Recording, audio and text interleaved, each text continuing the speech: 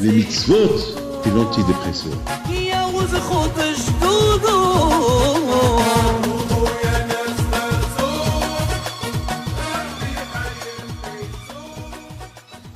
ברשות הראש כולל, dans ces deux parachiotes de Vayekel, Pécoudé, il y a des choses tellement intéressantes, des choses tellement importantes à comprendre. Il y a beaucoup des choses qui sont très dures à comprendre. Parce que si vous avez remarqué, la Torah combien elle parle des détails et des détails sur le Mishkan. Il faut faire ceci, il faut faire cela. Après, Moshe Rabbeinu, après, il recalcule tout ce qu'il a fait. Il faut faire ceci. Combien de fois la Torah elle a répété? Il faut faire l'huile. Et la Torah elle répète encore, il faut faire la menorah. Des répétitions. Après, la parashat Teruma. Trop. Et on sait très bien que lorsque la Torah, elle parle de l'homme, les mitzvot que Hachem nous a donnés, Bekushi, c'est la Torah, elle parle de Nida. Elle dit, lorsqu'on parle de Nida, Isha ben Nidata le Tzeka, voilà. Et sur ça, Hachamim, ils ont écrit Masachet Nida. Des centaines de milliers plein de halachot de Nida.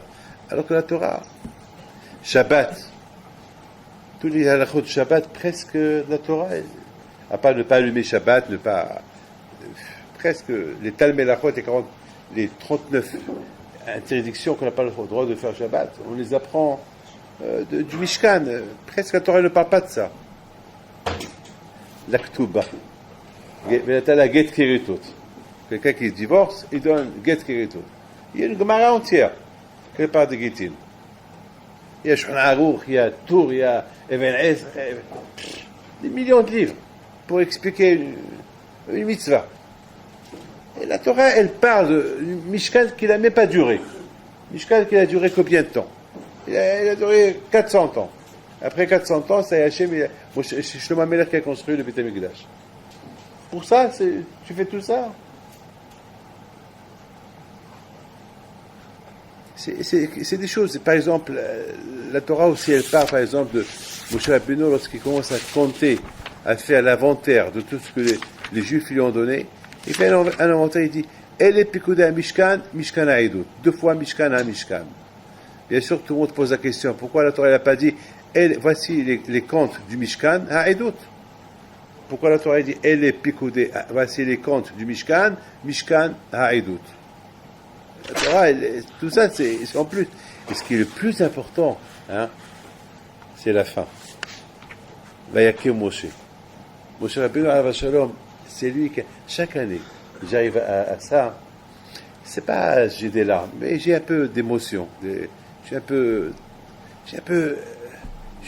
des frissons. Lorsque Moshe Rabbeinu alav shalom, un vieux, et qu'il a 82 ans, lui tout seul, il a construit le Mishkan. Parce que Hachamim, ils disent que les Bénis Israël, lorsqu'ils ont voulu construire le Mishkan, il tombe. Il tombe. C'est là qu'ils sont venus chez Moshe Rabbeinu, ils ont dit, peut-être Hachem, il n'est pas content de nous, parce qu'on n'arrive pas à le faire monter. Alors, quand je vais au il dit à Moshe Rabbeinu, il n'y a que toi. C'est toi, si ce n'est pas toi qui le fait monter, personne ne va le faire monter. Il n'y a que toi. Alors vous imaginez Moshe Rabbeinu, un vieux, belle barbe blanche. Il aurait pu, tout seul. Ça veut dire, j'imagine, il paraît que cette iréa, comment ça s'appelle, comment on appelle, cette fameuse, c'est le rideau, ce fameux rideau. Il pesait des tonnes, il pesait des tonnes. C'était aussi grand qu'il entourait tout le Hatzer, toute la cour. C'est de la folie. Moshe Rabbeinu tout seul, il la lève. Et il y avait 36 krachim, 36 panneaux, des poteaux. Chaque poteau, c'était lourd, des centaines de kilos. Comment Moshe Rabbeinu l'a fait? Il met un, après il met le deuxième. Et combien de temps ça lui a pris de faire tout ça? Et il paraît que chaque jour il faisait ça. Pendant 7 jours, il a construit le Mishkan, chaque jour. Chaque jour, il construit le Mishkan, et le soir, il le défait. Et encore le matin, il le reconstruit. Attends, mais... J'imagine. C'est pas sourd d'imaginer. Le contraire, en imaginant, on découvre... Moshe, il n'y avait pas un autre qui peut t'aider. Non, Hachem, il dit à Moshe Rabbeinu, il n'y a que toi seul. Personne ne peut t'aider, il n'y a que toi. Si c'est pas toi, il n'y a que toi. Pourquoi? Il y a plein de choses, Et pour terminer, la paracha de la semaine prochaine, parce que je ne serai pas avec vous la semaine prochaine, alors la paracha de la semaine prochaine est super. Ce Vaïkra Hachem, il appelle Moshe Rabbeinu, et si vous avez bien remarqué, le Aleph, il est petit. Hachem, il appelle le Aleph, il est petit. Pourquoi ce Aleph, il est petit? Pourquoi il n'est pas grand? Où est le problème? Oh, mais Hachamim, il parle. Hachamim, ils disent que Moshe Rabbeinu enfin, je ne vais pas rentrer trop de détails, mais pourquoi éclat? Moshe Rabbeinu, il a écrit le Aleph qui est petit. Il ne peut pas choisir un autre endroit dans Vayaké Moshe, là. Dans le Vayaké Moshe, il aurait dit écrit là-bas, je ne sais pas, le même petit. Parce que, quand même, c'est lui qui a fait monter c'est lui qui a construit le Beit Hamikdash. Dans le Vayaké Moshe, là-bas, il aurait pu écrire le même petit. Non, dans Vaïkra. Hachem il a appelé Moshe, le Aleph qui est dans Vaïkra, il est petit. On va essayer de comprendre pourquoi. Vous voulez encore des questions? Il y a plein de questions. Plein. Alors, je suis arrivé à une conclusion. Mais avant que je vous raconte, avant que je vous donne un peu, je vous explique un peu tout ça, je voudrais vous dire ce qui se passe en Israël aujourd'hui. Je viens de faire un cours au collège d'Ashdod, un instant avant de venir chez vous. Et j'ai bien compris, je connais, vous savez ce qui se passe. Il y a ce qu'on appelle Shivyon Banetel. Tout est basé, il faut partager. Pourquoi moi et pas toi?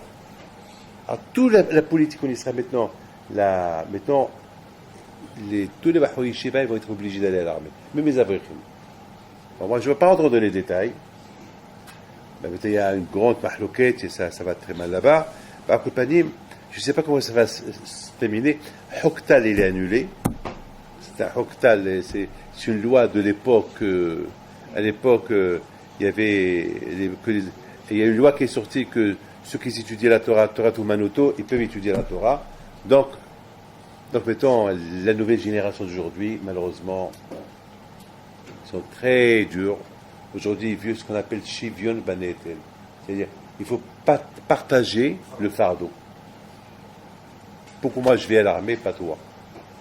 Pourquoi moi et pas toi?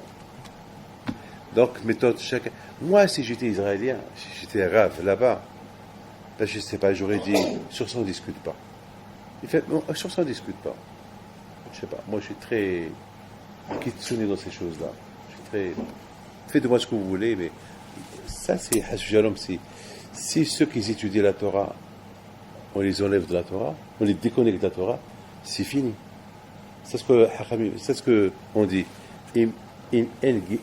S'il n'y a pas les petits, s'il n'y a pas s'il n'y a pas ces petits imgidaïn, s'il n'y a pas les petits Hashemishmo, c'est fini. À quoi ça sert les rabbins sur les petits? À quoi ça sert? Adonai Oz. Les hameaux étaient. Il y a un autre passage qui dit, mais il y a Satta Eres, mais Oz, il y a un passage qui dit que grâce aux enfants, quand je vois, hein?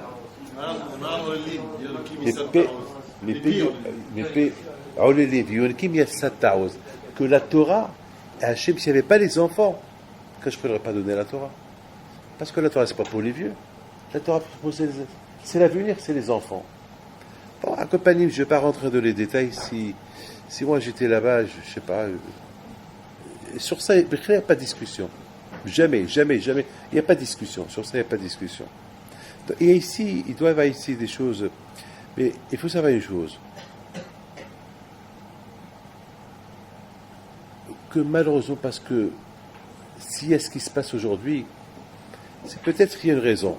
La raison est, il faut se renforcer dans la Torah. Parce qu'on ne peut pas être et dans la Torah et être entre les deux. Et quelque part, je pense que cette Xéras, elle est venue pour réveiller ceux qui sont entre là et là. C'est comme que... Il y a un avis qui dit à Israël, Ad matay atem pos'him aché se'ifim. Pourquoi vous êtes comme ça que vous êtes comme ça? Ou Hachem, ou le Baal, ou Hachem, ou l'Aboud Azara. Tu ne peux pas se promener avec l'internet dans tes mains et tu dis tu es un Talmid Chacham. Tu peux pas. Tu peux pas. C'est pas possible. Moi, je sais, je viens hier de l'Argentine, il y a un Talmid Chacham qui vient chez moi, il est en divorce, parce que malheureusement, il est tombé dans le piège. Il est tombé dans le piège. Tu ne peux pas dire ça et ça. Malheureusement, aujourd'hui, on vit dans une époque où il y a beaucoup de Tzara. Il y a le Tzara. Il y a beaucoup de Tzara. Le Tzara, il est dur, surtout chez les enfants. Et je pense que peut-être ceux qui sont entre là et là, ils vont se réveiller. Eh ben, ou bien ou ça, ou ça. Lorsqu'on dit le mot Torato Manuto, lorsqu'on dit que quelqu'un qui étudie la Torah, ma vie c'est la Torah. C'est quoi ton occupation? Je viens d'avrir. C'est ça ton occupation? Alors sois avrir jusqu'à la fin. Tu ne peux pas être avrir et avoir dans les mains des choses qui sont en contradiction contre ce que tu dois être. C'est tout. Tu ne peux pas être et ça. Regardez Rabotai, combien Rabotai, lorsqu'on réfléchit un peu ce qui se passe aujourd'hui, c'est bémet. Pourquoi est-ce que cette génération qu'elle est atteinte? Les Bahoui, Shiva, les Abrichim, tout le Ulama Torah, ils sont atteints. Pourquoi? Eh bien justement Rabotai, parce qu'on vit, cette génération, elle vit entre les Serifim. Elle vit entre Milachim Elay, entre Hakadosh Baruch Hu et entre ce Olam Hazé. C'est la génération qu'on vit aujourd'hui. On vit une génération très très dure aujourd'hui. Vous savez, il y a un Baal HaTanya qui explique une chose extraordinaire. Il dit comment est-ce possible que la Gemara dit un Ben David Ba, Mashiach ne peut pas venir, Zakai ou Hayav. C'est que la génération, elle est Hayav ou Zakai. Ou elle est Tzadikim, ou tout le monde est Tzadikim, ou tout le monde est Rechaim. Il lui pose une question dans son beau livre. Il dit on peut pas dire que tout le monde. On ne peut pas trouver toute la génération de Tzadikim. Il ne peut pas avoir tout le monde qui est Rechaim. C'est pas possible.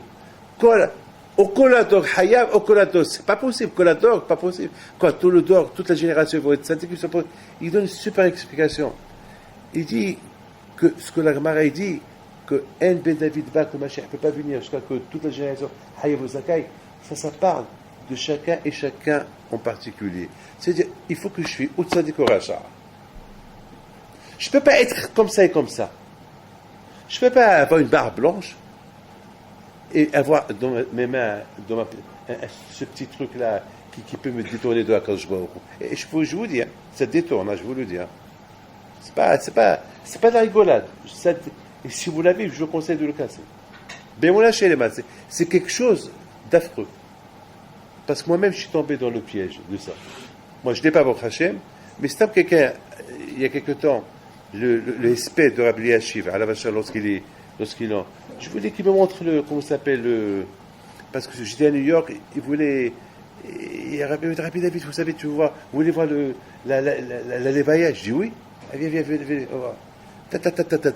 mais jusqu'à qu'on est arrivé à voir la Levaya live, on est passé, il y a une femme qui est mal habillée, qui est passée comme ça. J'ai dit, mais c'est quoi ça? Elle dit, parfois, c'est comme, je dis, je ne veux pas voir. Tout l'Aïnien pour voir Levaya, pour Mitchazek, pour avoir Lev Nishba, Vnitke, et pour pleurer la mort d'un tzaddik, et c'est ça ce que je suis en train de voir, et je dois la parole d'honneur. Ça a pris 2 mois, et cette femme elle passe dans ma tête. J'ai une barbe blanche, hein, je ne suis pas un tzaddik, hein, je vous le dis. Mais si je vous dis ça, c'est pour vous dire les dégâts que ça peut faire. Alors si c'est moi, peut-être que le tzara est très fort chez moi parce que j'essaye de ne pas... Justement parce qu'on ne veut pas voir, c'est là que le tzara veut qu'on voit. Bon, c'est comme ça. Mais à Kolpani Rabotai, c'est important pour moi de vous le dire, pour vous dire les dégâts que ça peut faire. Alors que moi, avec une seule fois, j'ai eu... Une fois aussi chez Hanan, une fois, Hanan était en train de travailler et il était en train de voir ce qu'il voyait. Puis j'ai dit, Hanan, mais c'est quoi ça? Il dit, non, je sais pas. J'ai dit, mais c'est quoi ça en face de toi? Il dit, rien. Ah, oui, oui. Bon, lui, il ne fait pas attention. D'accord. Ça. Bon. Et moi, je rentre. Moi, je rentre et je vois. Bon. À Kolpani Rabotai, combien Rabotai, il faut... Écoutez bien. Là, je vais être un peu sérieux. Là, je vais rentrer un peu dans le mal. Donc, on ne peut pas... Avant que Mashiach il vienne aujourd'hui, on atteint, on est de la génération, on peut être au Hayav ou au Zakai. Aujourd'hui, on est de une génération qui est Bémet, hein, on est de génération dure. Aujourd'hui, on va te découvrir. Aujourd'hui, on va me découvrir. Avec ma barre, on va me découvrir qui je suis. Hayav ou Zakai. Voilà, c'est toi. Aujourd'hui, on vit dans le monde. Okay. Mais, alors, on te dit, monsieur, tu ne peux pas être ça et ça. Ça et ça, mais de toute façon, chez Akadosh Baruch Hu, tu es Hayav. Si tu te comportes comme tu te comportes, chez Hachem, tu es Hayav. Moi, je n'ai pas le droit de dire qui est Hayav, qui est Zakai, mais chez Akadosh Baruch Hu, il sait qui est Hayav, qui est Zakai. Et croyez-moi, avec tout ce qui se passe aujourd'hui, malheureusement, il peut y avoir un grand pourcentage de Hayav que Hachem me protège. À Botaï, je voulais arriver à Moshe Rabbeinu alav shalom. Combien on doit apprendre de Moshe Rabbeinu? Mais maintenant, on a posé plein de questions. Surtout, pourquoi Moshe Rabbeinu alav shalom, personne ne pouvait l'aider. Et pourtant, tout le monde pouvait l'aider. Non, Hachem lui dit, il n'y a personne qui peut t'aider, il n'y a que toi. Pourquoi il n'y a que moi? Pourquoi pas les autres? Pourquoi personne ne peut l'aider? On a posé plein de questions. On a aussi posé la question, pourquoi ce Aleph il est petit? Rabotai, il y a un Rashi, je ne sais pas, je ne peux pas me rappeler dans quel Rashi il y a, mais cherchez où, au Parashat Teruma ou Kitissa, je ne peux pas vous dire. Il y a un Rashi, bon Hachem, j'ai un peu de mémoire, bon Hachem, même que je suis un peu fatigué, mais je me rappelle très bien, un Rashi qui dit, quand je me dis à Moshe Rabbeinu, Moshe, au moment que toi tu es en train de construire en bas, les Malachim vont construire en haut, le Mishkan. C'est-à-dire qu'il y a deux Mishkan. Il y a le Mishkan en bas, il y a le Mishkan en haut. Au même moment que Moshe Rabbeinu, à Missa, il était en train de construire le Mishkan en bas, il y avait un Mishkan en haut qui se faisait. Est-ce qu'on avait besoin de ce Mishkan-là? Je pense à Botaï. Elle est picoudée à Mishkan à Edout. Lorsque Moshe Rabbeinu alav shalom il a commencé à faire l'inventaire du Mishkan, elle est picoudée à Mishkan. Au moment que Moshe Rabbeinu il était en train de faire l'inventaire du Mishkan qu'on a fait en bas, au même moment, il y avait un autre inventaire qui se faisait dans le Mishkan là-haut. Que le Mishkan en bas, il était l'équivalent de celui qui était en haut. Ça veut dire que Zekenegedze. Ça veut dire que les deux, il y avait un en bas et un en haut. Et un en bas et un en haut. Mais vous imaginez la beauté, c'est quoi le Mishkan d'en bas et d'en haut? Mais le Mishkan d'en haut, c'est le Malachim qui l'ont fait. Le Mishkan d'en haut était pur. Le Mishkan d'en haut, il a été construit dans le Olam Emet, dans le monde, dans Gan Eden, dans l'autre monde, à côté de Akadosh Baruch Hu. Mais c'est un Mishkan Kadosh, on ne peut pas imaginer. Mais Rabotai, lorsque Moshe Rabbeinu, par sa Kedusha, lorsqu'il était en train de faire l'inventaire du Mishkan en bas, il y avait un inventaire qui se faisait dans le Mishkan en haut. Ça veut dire qu'il était l'équivalent. Ça veut dire qu'il était, c'est comme par exemple, vous prenez le Sefer Torah, l'habit du Sefer Torah qui tombe sur le Sefer Torah mâche. Comme par exemple, moi, j'ai une taille et je mets une veste selon ma taille. Ça veut dire que la taille du Beit HaMikdash là-haut, c'était comme la taille du Beit HaMikdash en bas. Mais ça, c'était avec précision, avec une Kudusha. À tel point, lorsque Betzalel, il a fait ce Mishkan, il lui a dit, mon cher Rabbeinu, Betzalel Haïta. Mais on dirait que tu étais là-haut, tu as vu. On dirait que tu étais dans l'ombre d'Hachem en haut. On dirait que tu sais tout ce qui se passe. Ça veut dire qu'il a fait exactement le Mishkan comme celui que les Malachim sont en train de faire. Un Mishkan comme ça, il n'y a que Moshe seul qui peut le lever. Il n'y a que un qui était Bashamayim, un qui a combattu les Malachim, et un qui connaît c'est quoi Kadosh Baruch Hu, un qui m'daber, un qui parle avec Hachem Panim el Panim. Rien que Moshe. C'est pour ça que Kadosh Baruch Hu a dit, personne ne peut t'aider. Qui peut t'aider? Personne ne peut t'aider. C'est ce Mishkan-là que maintenant, lorsqu'on va être Mekimoto, lorsque maintenant on va le construire, il va devenir l'équivalent de celui d'en haut. Mais qui peut le faire? Il n'y a qu'un seul qui peut le faire, c'est Moshe. Il n'y a pas un autre. Il n'y a que Moshe. Il n'y a que lui seul. Il n'y a pas un autre. Personne ne peut le... Écoutez bien. Je raconte une super histoire avec un tzaddik qui s'appelle Rabbi Daoud Baruch Alav Shalom, mais pas celui qui est enterré à Taroudon, des Ragadir là-bas, mais celui qui est enterré à côté de Rabbi Haïm Pito à Issawira. Il y a un tzaddik qui s'appelle Rabbi David Ben Baruch Kohen Azoub. Celui-là, le mariage de sa fille, il n'y avait pas d'argent. C'est une histoire que toujours mon père Alav Shalom, on nous l'a raconté. C'est une histoire dans la famille. Il est enterré à côté de Rabbi Haïm Pito à Issawira. Il va chez sa femme et lui dit, alors, ça va, tout va bien? Il dit, tout va bien, rien là-bas. On n'a rien. Le mariage il approche, il n'y a pas d'argent, il n'y a même pas le Shabbat, il n'y a rien du tout. Regardez ces tzadikim, comment ils vivaient. Mais les tzadikim, comment ils vivaient. Aujourd'hui, chacun qui a une barbe, il veut recevoir les gens, il veut... Je sais pas, je veux pas...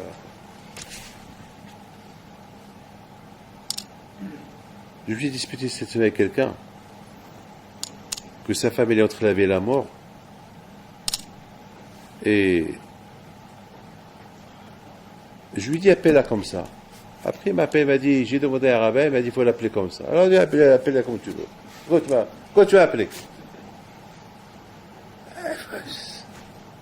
Il m'a dit il faut l'appeler comme ça, il faut lui faire pidion. Il m'a donné une soda. J'ai appelé ce rabbin de ma part. Dis-lui, il a dit à Rabbi David, appelle-le. Dis-lui de ma part, il a dit à Rabbi David que tu crèves. Dis-lui ça de ma part. Appelle-le, dis-lui ça de ma part. Moi, j'ai pas peur. Tu veux que d'argent?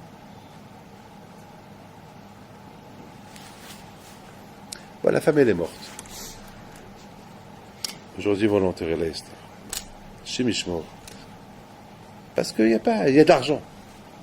Ça fait changer. Ajoute-lui un an. Mais toi, tu veux profiter pour gagner de l'argent. Tu veux profiter. La Bid'a de Khalav Shalom, il dit à sa femme, dis-moi, tu n'as pas de bijoux? Il dit, plus de bijoux, j'ai rien. Ce qui me reste, j'ai encore une boucle d'oreille. C'est tout ce que j'ai. Une lune, tu me l'as pris pour faire Shabbat, et il donne à moi, on va l'avoir. Mais si tu la vends, ils vont donner combien? Il n'y avait pas pour les frais de Shabbat. Là, c'est le mariage de ta fille. Il dit, donne à moi. Il va chez le bijoutier. Dès qu'il rentre chez le bijoutier se lève, c'est un juif, il lui rase les mains, Hacham, ça va. Et je voudrais bien que vous me pesez cette boucle d'oreille, et vous me la vendez parce que j'ai le mariage de ma fille. Le bijoutier la prend. Il dit, Haram, garde-la en souvenir. Moi, je vous aide. Non, moi, je ne veux pas de tzedaka. Haram, même si je t'achète, ça coûte tant. Non, et peut-être ça coûte plus. Peut-être ça coûte moins. Pèse-la. Même pas un gramme et demi. Je dis, c'est pas grave. Dans la Torah, c'est Efa va Efa. Il y a un passage dans la Torah qui dit Efa va Efa. Ça veut dire il faut faire attention avec les mesures, avec la balance, la date. Acham, je donne plus. Allez, je la garde souvenir. Tiens. Non, je veux. Bon, tu Je voulais que je la pèse. Oui. Il apporte la balance. Il met 1 gramme. Et voilà, toujours, la pièce était de l'autre côté, était toujours en bas. Bon, le juif, il dit, bon, peut-être 2 grammes. Il met 2 grammes. La balance ne se remet pas à sa place. Il met 5 grammes, il met 1 kilo, 2 kilos, 3 kilos, 5 kilos. Il regarde le Rav. Il dit, Hacham, bon, je vais aller chercher un autre. Il lui dit, peut-être il faut aller chercher un autre, peut-être ta balance ne marche pas. Il a apporté toutes les balances, et toujours ça. La boucle d'oreille, elle pesait l'impossible. Le bijoutier était intelligent. Il dit, je veux voir jusqu'à où ce Hacham il va. Il dit, Hacham, cette pièce, j'arrive pas à avoir son poids. Viens, on va aller au port. Ah, pourquoi le port? Parce qu'au port, à l'époque, il n'y avait pas à l'époque des grandes balances. Alors à l'époque, on pesait les poissons, des tonnes de poissons, sur un bateau. Et c'est de plus que le bateau, il va descendre un peu, il y avait des traces, il y avait des lignes. Comme l'histoire de la Benu Gershon, le Oragola, avec comment elle a voulu peser le trône de Shlomo Ameler. Avec le panim. Et le Rav, il va avec lui, ils arrivent, et dès qu'il arrive au port, il dit, bon, s'il vous plaît, je vais vous louer le bateau, je paie. Ils ont commencé à rigoler. C'est pas vous rigolez, vous allez voir, c'est moi qui vais rigoler de vous. Donc, il pose la pièce sur le bateau, presque le bateau, il a coulé. Jusqu'à que, vite, le juif, il a pris la pièce. Il dit, Hacham, qu'est-ce que tu veux? Tu veux savoir une chose? Cette pièce, voilà, elle est légère, mais elle n'a pas de prix. Elle pèse des millions de tonnes. Elle n'a pas de prix. Je dis, Rabbi, tu as mis ta tête sur cette pièce, qu'elle est incalculable, elle devient incalculable. Ah ben, oublie que cette pièce, elle est incalculable. Oublie que de cette pièce, tu vas faire le mariage. Oublie. On laisse ça de ta tête. On va voir combien elle pèse. Et lorsqu'il dit, alors combien elle pèse maintenant? Dès qu'il a mis, elle pesait 1,5 gramme. Et voilà, 1,5 gramme. Regardez le kouah des tzadikim.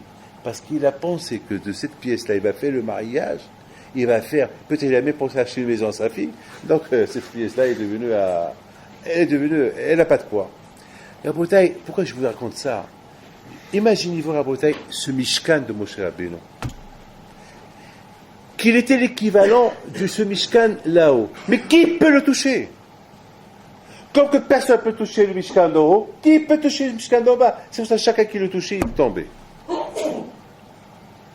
Et Rabbi David Ben Hazan alav shalom, l'ami de Rabbi Haim Pinto, qui l'a enterré à Marrakech, lorsqu'il est mort, chacun qui le touchait, il tombait. Personne ne pouvait le toucher. C'est que Rabbi Haim Pinto leur a dit, vous savez, le seul moyen pour le toucher, il faut le laver avec ses larmes. Parce qu'il pleurait. Chaque nuit, il pleurait à Hobam Bet Amikdash, il faut le laver avec ses larmes. Il faut jeter ses larmes sur son corps, là vous pouvez le toucher. Sinon, personne ne peut le toucher.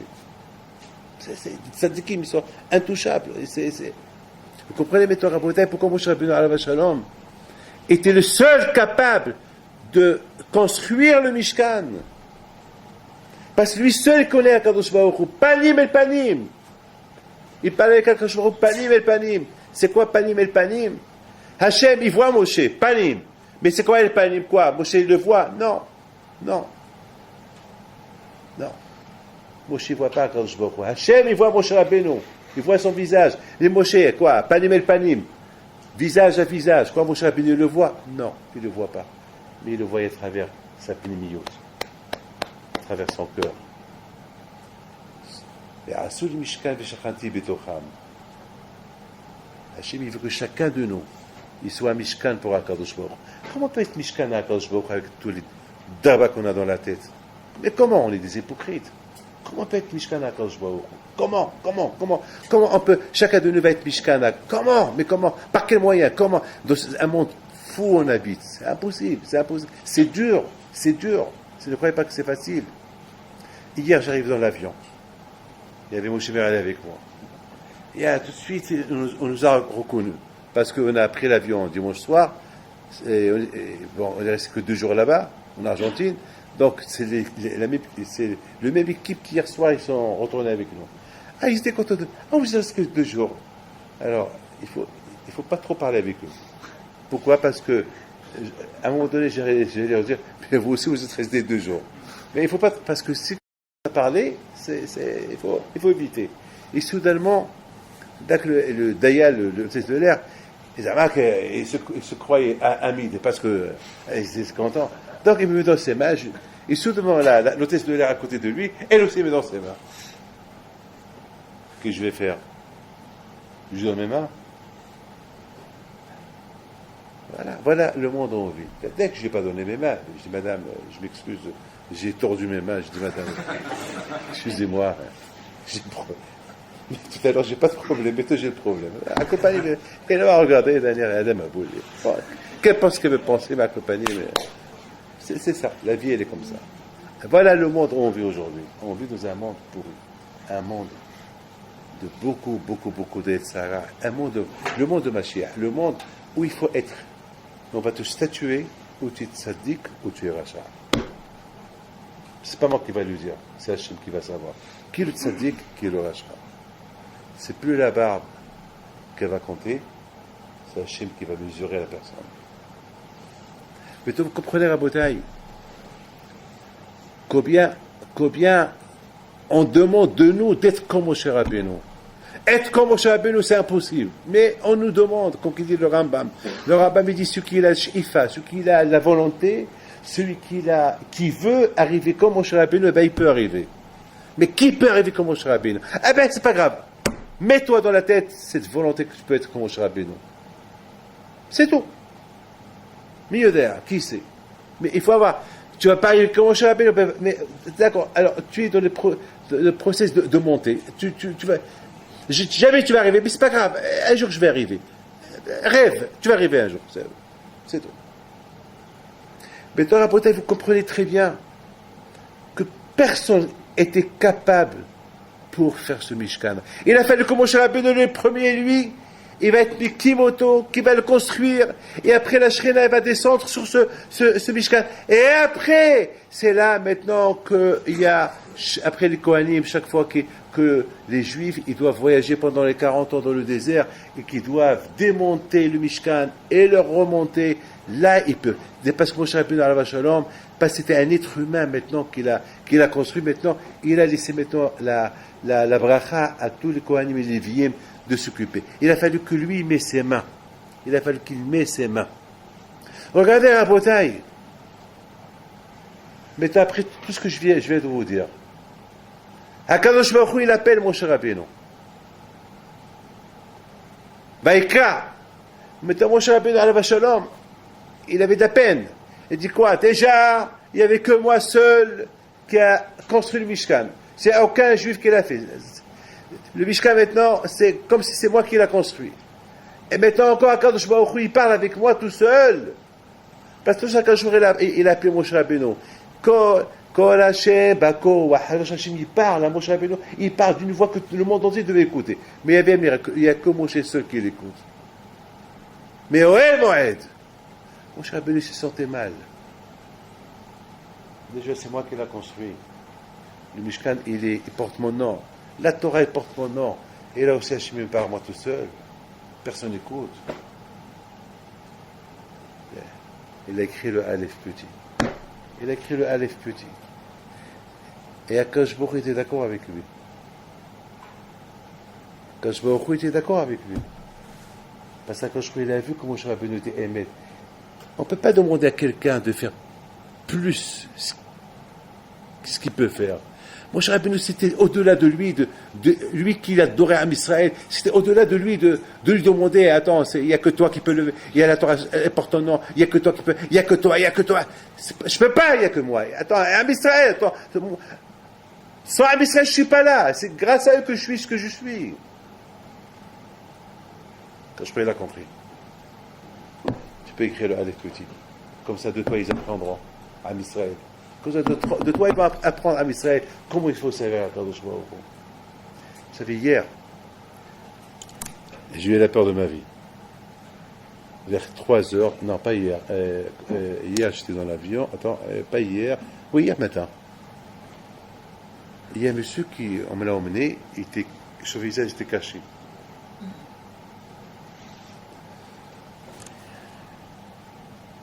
pas compris pourquoi son visage était caché. Et lorsque il s'assoit, il parle. J'ai dit pourquoi son visage? C'est pas à voir. Alors lorsqu'on me dit c'est pas à voir, c'est là que je veux voir. Ah mais j'ai eu peur. J'ai dit attends, s'il a le visage caché, c'est pas à voir. Alors, il faut pas voir. Mais la curiosité était grosse, était grande, que je voulais voir. Quand j'ai vu son visage, il n'avait que la moitié du visage. La moitié du visage, Hachem Ishmael. Il attrapait la mahala dans le visage. La mahala dans le visage. La moitié du visage. J'ai eu peur. Mais maintenant, le plus méthode, puisque lui, maintenant, il s'est levé, il voulait que je mette mes mains sur sa tête, et après, il s'est approché vers moi, il me dit, passe tes mains sur moi. C'était... Vous savez à quoi je pensais, à cet instant-là? Je pensais, s'il y avait Rabbi Haïm Pinto, où il y avait Rabbi Yaakov Mechsera, où il y avait, je sais pas moi, où il y avait Baal Shem Tov, vous connaissez l'histoire de Noam Elimelech, un papa qui vient chez lui, il apporte sa fille, une fille, toute petite fille. Il lui dit, Rabbi, ma fille elle est petite, c'est une nain, qui va la marier? Elle a 22 ans, regarde comment elle est petite. Et Noam Elimelech se lève, il la regarde. Il dit, c'est ta fille? Il dit, c'est ma fille. Et Noam Elimelech Alav Shalom, il met ses mains sur sa tête, pas sur sa tête, que sans toucher la tête. Il a commencé à lever ses mains. Et au fur et à mesure qu'il levait ses mains, la petite, elle grandissait. À un moment donné, le père il dit à Noam Elimelech, qu'au d'arabe, il faut arrêter parce qu'après personne va la marier.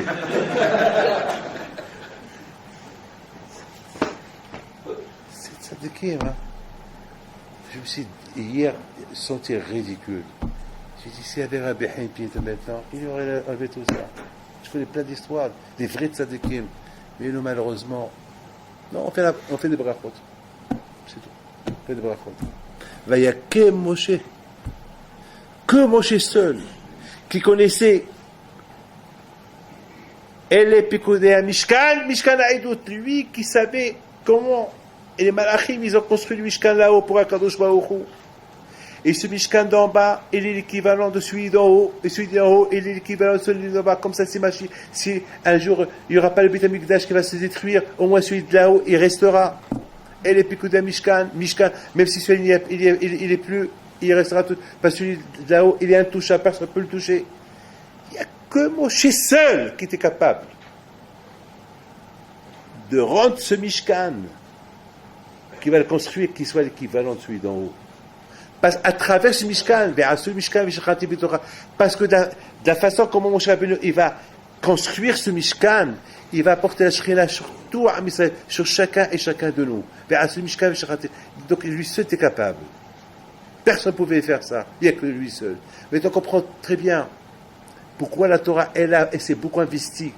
Beaucoup la Torah, elle parle de ce Mishkan. Parce qu'on ne parle pas de n'importe quel Mishkan.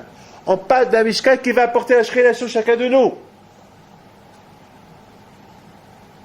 Et on parle de la Shekhinah qui va venir jusqu'à Mashiach, jusqu'à l'éternel, éternellement. Sauf qu'on la Dorot.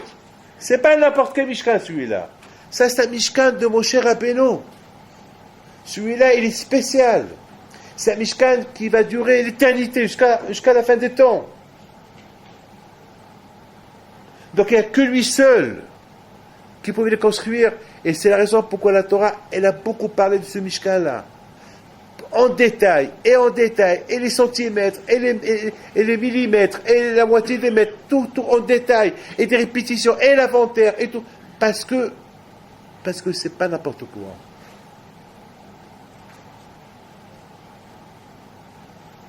Lorsque la Torah donne l'importance à ce Mishkan, un homme doit se dire combien l'importance que l'homme il doit sentir le fait que Hachem réside en lui. Mais comment il peut résider en lui si il est Mekayem Torah Mitzvot? On ne peut pas être à moitié, Mikayem, respecter les Torah et les mitzvot. Impossible. Tu n'es pas la résidence d'Hachem. Être la résidence d'Hachem, c'est être Mikayem, respecter les Torah et les mitzvot. C'est ça qui va nous aider. Et c'est ça qui va nous aider. Vous savez que, je termine, il faut savoir tous, qu'avec les doigts Kadosh Baruch Hu, qu'avec tout ce qu'on voit aujourd'hui, même, je vous le dis, avec tout ce qu'on voit aujourd'hui, tout ce qui se passe aujourd'hui dans le monde, il est chimiquement, c'est hier c'est un Kiddush Hashem, une femme, une Goya, qui est venue hier me voir, et elle me dit que chaque fois que je viens vous voir, je me renforce dans la Emouna. Et j'ai pas trop posé de questions parce qu'elle n'est pas juive. J'ai même pas voulu dire quelle Emouna, quelle foi. J'ai pas voulu rentrer dans les détails avec elle. Elle vient pour. Et à un moment donné, elle me laisse une lettre à l'intérieur avec un don. Et dans la lettre et d'ailleurs je l'ai laissée à César qui la garde, elle a écrit là-bas: merci que vous venez de temps en temps ici pour nous renforcer dans la Emouna, dans la foi. Et je me suis dit, David, cette Goya, elle n'a pas étudié la Torah, elle ne sait pas c'est quoi les mitzvot, elle part que de Emouna. Toi, David, Akadosh Baruch Hu t'a donné les mitzvot, il t'a donné la Torah. Et est-ce que tu es ma'amin? Est-ce que tu crois? Celle-là, elle dit qu'elle croit. Mais est-ce que toi, David Pido, est-ce que tu crois? Alors, si tu crois, il faut faire attention. Si tu te dis que tu crois, il faut faire attention. Il faut que tu Mikayem, il faut que tu fais Vayaké Moshe. Vayaké Moshe. C'est quoi Vayaké, mais il a construit. Chacun de nous, c'est un Ohel Moed. Et nous tous, dès que le matin on se réveille, on dit Zokif que vous faites, Malbish Aomim, Hanotele Koah. Très bien, très bien, très bien. Très bien, ça c'est matériel. Mais spirituel. Est-ce que tes mains, ils sont kifoufim? Est-ce que tes yeux, est-ce que tu fais attention avec ton corps? Pour que tu fais attention avec tes yeux. Il y a ce qu'on appelle le matériel, ça c'est Hachem qui te donne, mais au niveau spirituel, est-ce que tu fais attention à tes yeux? Hachem te donne les yeux pour voir très bien, mais si tu fais attention, est-ce que tu vois n'importe quoi ou pas? C'est ça la Emouna. Vous savez, une seule fois j'ai vu Rabshach, pas deux fois, une seule fois. Une seule fois j'étais avec Rab Haim Volkin, le Mashgiach du Shivat Ateret Israël, et là, après qu'on a discuté un peu, il me dit, j'ai posé une petite question, je lui ai dit, vous pouvez me dire un message pour moi, pour que je le répète tout le temps, un message personnel pour moi. Il réfléchit un peu. Mais c'est ça les Gdolim. C'est ça les Gdolim. Les vrais Gdolim, c'est ça. Tu vois, toute cette maison, comme Rab Haim Shmuel, Alav Shalom, toute sa maison, c'est quoi? Oh, Rab Kaufman, Shalita, mon Rab. Il a les meubles chez lui, les meubles qui a 60 ans, ou 70 ans. Et ça sent même l'hermolia, comment t'appelles la je lui t'appelle, je lui dis, Rabbi, viens. Ah non, Baruch Hashem, c'est bien. Baruch Hashem, je suis heureux avec notre. C'est ça, le cas, c'est la Torah. C'est pas, comment ça s'appelle, non, les cas, c'est, Ta'amou, Okitov Hashem, ses meubles, sa maison, son sipouk, sa satisfaction, lorsqu'il comprend un Rashi, un Tosfot, un Ksot HaHoshen, c'est ça. C'est là où ils vivent. Nous, on vit loin. Nous, on cherche un peu business class. On veut manger ça, on veut ça, et on veut s'habiller croisé. Donc, on est loin de là. Moi, je parle pas moi. Je fais ce que je peux, mais je sais que je suis pas très, comme mon père Alav Shalom, qu'il avait lorsqu'il s'est marié, il était très pauvre, il avait une chemise. Ma mère me l'a raconté beaucoup de fois, et même mon père il me l'a confirmé. Il l'a lavé que le vendredi, il la faisait sécher sur son corps. Ouais. Est-ce que vous avez entendu un qui fait ça? Une seule chemise il avait. Il n'y avait pas deux chemises. Et pour la faire sécher, il la lavait vendredi, il la faisait sécher sur son corps. Ça, ils n'étaient pas matérialistes, ils étaient loin de là. Et c'est pour ça que je vois c'est pour ça que je vois là où ils mettaient leurs mains, quand je vois les aider. Et Rav Shach alav shalom m'avait dit, n'oubliez pas une chose, lorsque le matin vous vous levez et dites ça à tout le monde. Pourquoi il y a le manque de émouna chez les gens? C'est parce que le matin, lorsqu'ils se réveillent, ils pensent qu'ils se sont réveillés. C'est la nature qui les a réveillés. C'est le réveil qui les a réveillés. C'est le bruit de la rue qui les a réveillés. Ils ont oublié, c'est Hachem qui les a réveillés. Les gens, ils bougent leurs mains le matin, ils pensent que c'est la nature. Mais non, l'homme, c'est pas un robot. J'oublierai ce mot qu'il a dit. Adam ou le robot. L'homme, c'est pas un robot. C'est Hachem qui manipule ses mains. C'est Hachem qui lui ouvre ses yeux. Il m'a dit des choses simples. Il m'a pas dit un pile-poule. C'est pas le Haboura qui a l'habitude de faire Polevich qui m'a dit. Il m'a dit des pchoutim, des mots simples qui sont entrés dans le cœur. Beaucoup des fois, des choses simples qui rentrent dans le cœur. Avec Akadosh Baruch Hu, il ne faut pas être haram. Il ne faut pas être haram avec Akadosh Baruch Hu. Il faut être tmimout. Il m'a dit, si le juif le matin, il voit ses mains, il pense, il réalise qu'il n'est pas un robot, que c'est Hachem qui fait. Alors il va dire, merci Hachem que je bouge mes mains. Merci Hachem. Merci Allah. Merci Akadosh Baruch Hu. C'est ça, Rabotai Vayaké Moshe. La leçon de Vayaké Moshe, c'est que, Hachem, que si on va avoir le mérite, que chacun de nous, il soit, Hachem, Moshe Shapir Karamat, surtout nous les Bnei Torah, que chacun de nous, il aura un helek d'avoir un petit Moshe en lui, ou un Moshe en lui, Vayaké Moshe. Il faut que chacun de nous, il fait des efforts pour se renforcer. Vayakem Elot Israël. Il faut se renforcer, se construire dans le Derech HaNechona, dans le Derech HaEmet, dans le Derech HaEmet. Il ne peut pas être et comme ça et comme ça. Parce que comme ça, c'est justement, c'est pour ça qu'Am Israël, ils ne pouvaient pas construire. Parce qu'ils ont dans leur Mahet HaEgel. Ils ont dans leur même Aaron, il a dans ses Mahet HaEgel. Et chacun, il y avait un seul qui n'avait rien dans ses mains. Un qui pur, qui kadosh, qui tzaddik, qui tzaddik itzad olam, qui est la havruta de Akadosh Baruch Hu, c'était Moshe Rabbeinu. Il n'y avait que lui seul. Voilà, Rabotai. De lui, maintenant vous comprenez, pour la paracha la semaine prochaine, de là vous comprenez pourquoi Moshe Rabbeinu, alav shalom, il pouvait accepter plein de choses, mais il ne pouvait pas accepter que lui seul écoute la parole d'Hachem. Qu'Hachem parle qu'avec lui, c'était dur. Il voulait qu'Hachem, que la parole d'Hachem elle soit avec tout le monde, que tout le monde écoute, que moi seul j'écoute. Alors Vaikra, il a écrit sur Aleph, qu'il est petit, Hachem, qui suis-je? Bon, Vaikra, peut-être, c'est une coïncidence que tu me parles. Voilà, une coïncidence. C'est-à-dire, je ne suis pas raoui. Moshe Rabbeinu alav shalom. Il y a plein à apprendre de cette paracha. Voilà, Rabotai, que chez vous donne bracha v'atzlach. الهرب نبيت بنتو الليلونا لسيتو الهرب نبيت بنتو نوضو يا العيالات صغارتو